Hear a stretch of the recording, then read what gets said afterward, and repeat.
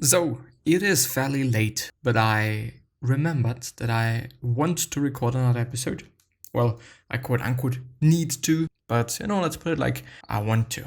And therefore, we're gonna go ahead with Stoic exercises that are pretty great, and maybe you should include some of them into your life, into your whatever you wanna call it. Maybe you wanna add these things into your life because apparently people have been benefiting from them. And so, yeah, let's see. We're gonna go ahead with Stoic exercise numero cuatro, or 4, cultivating philanthropy. First off, let's define philanthropy: the desire to promote the welfare of others. Contrary to modern thinking, money is not the only way to become a philanthropist. In fact, anyone can become a philanthropist. It just requires the right attitude towards others. The problem is that by default, we tend to live as if we were enclosed in a series of spheres, one inside the other, just like a Russian doll. Each sphere represents a progressively greater distance from our true selves. So how do we cultivate philanthropy? Our goal should be to try and bring everyone into a nearer circle. So think of your family as an extension of yourself and your fellow citizens as your family, all the way to thinking of mankind as a whole as countrymen and women.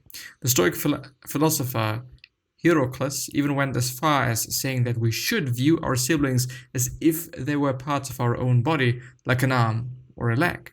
This obviously requires a major shift in perspective and a lot of effort, but it does have its advantages.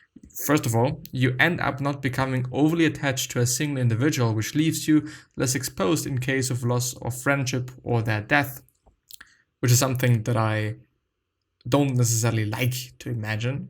But the second point is a larger circle of friends, which means a greater exposure to different cultures and viewpoints. This is an incredible opportunity for learning, which I definitely have to say, yes. I am still very fortunate to have friends from different cultures. And it was, at least in my point of view, one of the most important things, that I had growing up, because I don't know. I mean, I was forced to understand them. I was forced to see what they're doing. There were so many things. That the food per se, it's been amazing. Like characters, obviously how you're just getting brought up. Is this the right term? I don't know. And it is insane. It really is. It's just so interesting and so useful and so good. And I'm fucking grateful for that. I really am. Extra assignments. The first one, strike up a pleasant conversation with a stranger, which I think really depends on where you're living. There is areas on this planet where people are just more or less, very, very, very, very, very, very, very just, interested in themselves and not in anyone or anything else. Which, I would say that Austria is such a place. People really don't want to be bothered. They don't want to talk to anybody. When you're in, I don't know, public transportation, then people are not talking to you. No strangers talking to, unless it is flirting, or unless it is, because they are bothering you, or just something like that. But normally, not really that much. I think, though, that there's countries where it is even worse than it is in Austria. But there's definitely also countries where things are a bit more open, more people are a bit more open than they are just around here. But yeah. And the second thing is, let your close friends know that you consider them part of your family and that they should be able to rely on you as such. Yeah, I think this is an amazing thing. Friends are such an amazingly important part of life. It is insane. It really is. I'm not gonna lie. Value them, value their time, value them as people, and be happy about them and be happy for them. If they achieve something that you would also like to achieve, be happy for them. Be a good friend. and I think we all know what a good friend is. So I don't actually have to clarify that. I don't have to talk even more about that. Just be a good friend, because I know that you know what a good friend is. And so yeah. Stoic exercise numero 5 or 5, self-retreat. While there are many good reasons to travel the world, doing so to find peace or freedom is not one of them. It's actually deeply unphilosophical. Peace of mind and freedom are things that come from within. So if you're running away from cognitive dissonance, you're actually running away from yourself. Unfortunately, when you travel, you have to bring yourself along for the journey. So let me offer you a simpler and also much cheaper way to find peace of mind and freedom with this existence. Regularly travel inside your mind, especially if you need peace of mind or freedom. Nowhere else is anyone as free as in their own mind. You can be different right here. You can be different right here, right now. No need to travel to find yourself. All you need is 5 to 10 minutes a day to shut out the outside world and to look inside you or your own mind. People seek retreats for themselves in the countryside, by the seashore, in the hills, and you too have made it your habit to long for that above all else. But this is altogether unphilosophical when it is possible for you to retreat into yourself whenever you please. For nowhere can one retreat into greater peace or freedom from care than within one's own soul. Especially when a person has such things within him that he merely has to look at them to recover from that moment perfect ease of mind. And by ease of mind, I mean nothing other than having one's mind in good order. So constantly grant yourself this retreat, so renew yourself, but keep within your conscious and basic percepts. That will be enough. At first encounter, to cleanse you from all distress and to send you back within or without, this content to the life to which you will return. Marcus Aurelius. Can you hear the firework thing? I do. But yeah, I think, I'm gonna finish this one and then I'm gonna talk about it. I recently watched a video about a prisoner who knew that he will spend the rest of his life in solitary confinement. He discussed how he's able to still escape the four walls of his cell by reading and thinking. This really makes you wonder what being a prisoner actually means, and if some ways we are all prisoners in different types of prisons. The person who is physically free to do what he likes may be mentally entrapped in depression or worse. A few things you may want to think about when on a self-retreat. You are not disturbed by events, but by your opinions about events.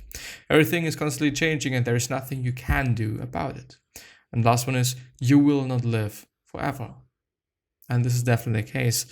Extra assignments. The first one, try and practice self-retreat in non-ideal situations. You could try doing it in the same room as someone watching television, or perhaps on a journey in public transportation or transport, which by the way is something that I quite like to do, even though it really is tremendously difficult since, and I by the way talk about meditation, it is really difficult since it is an environment that's not safe. Not particularly, and not 100%. So there's always like something in the back of your mind, telling you like, wow, you should be conscious about the fact that some things could happen and stuff, And the second thing is visit calm.com to help you relax before starting if you're having difficulty when you first try this out. And I just kind of vividly remember the first time that I've meditated, and it's been actually just, not so bad, but I was feeling like crippling all over my body, like ants under my fucking skin, and it was really strange, but yeah, I still was able to make a habit out of it, and I think at this point in time, I'm actually pretty happy about that. Sometimes it feels like a chore, sometimes it feels like something that I have to do, and not something that I choose to do, but I still think that it really helped me. It really helped me in different ways. noticing my emotions and actually also experiencing some new things and experiencing some other things, different different ways of being conscious, let's say it like that, which might definitely be a state that you can also achieve by taking drugs, but you don't have to, just use meditation. It's going to take you some time, it's going to take you some work, but you can, or we can. But I think, by the way, that this is an amazing thing. The whole idea of the exercise numero 5 of 5 is, I think, really amazing. Then, exercise numero 6 or 6, philosophical journal. I have discussed the benefits of keeping a journal in my essay on daily education. The difference here is that instead of writing only about what has happened in your life, you analyze it, preferably from a stoical perspective. You can use a philosophical journal as a tool to discover your own shortcomings and to track the way you change over time. By constant reflection, we can improve our current and future life. By planning your future actions according to an ethical framework, and then later you can look back and see what needs to change based on what actually happened. This Stoic exercise is very easy to combine with a normal journal, and if you do it right, eventually there should be no difference between a quote-unquote normal journal entry and a philosophical one. Extra assignments. Number 1, keep a daily philosophical journal for 1 month. And the second, read the philosophical journal called Meditations of the Roman Emperor and Philosopher Marcus Aurelius, which I think is very inspiring. I think I've read bits of it, if I remember it correctly, and it's been actually quite interesting. It's, well, what you think about it is probably also gonna depend on which version you are reading, because there's different ones in terms of different translations, and some of them are better, some of them are more easily to be understood, since, I think it's Latin.